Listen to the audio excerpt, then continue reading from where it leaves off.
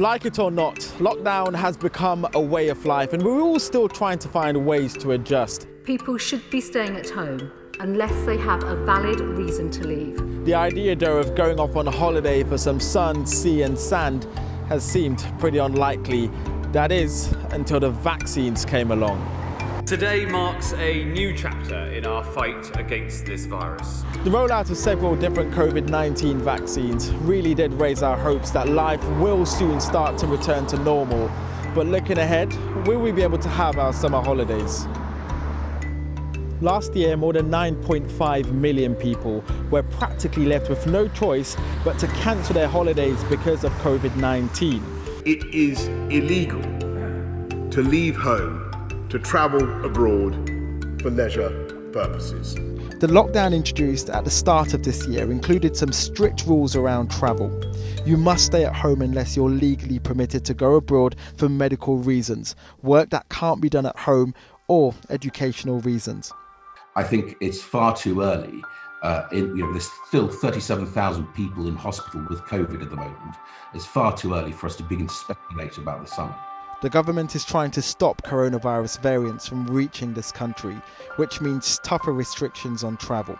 People coming back to Britain from countries with COVID-19 variants like South Africa, Portugal and South America now have a mandatory hotel quarantine. It is clear that there are still too many people coming in and out of our country each day. Anyone coming back from these so-called red list countries will have to quarantine for 10 days in government-assigned accommodation at their own expense. So New Zealand's had no community transmission for months and months, and they catch it at the border by asking people to isolate for 2 weeks. Not just asking them, putting them in a hotel and making sure they stay there, and also looking after them if they then get sick. In Western Australia, where I am, there's not really any hotel quarantine facilities that have opening windows. So there's no access to fresh air for 2 weeks, which I'm sure medical professionals would agree that is very important. And all travellers from any country must self-isolate for 10 days, even if they have a recent negative test result. Because a new variant anywhere poses a potential threat everywhere.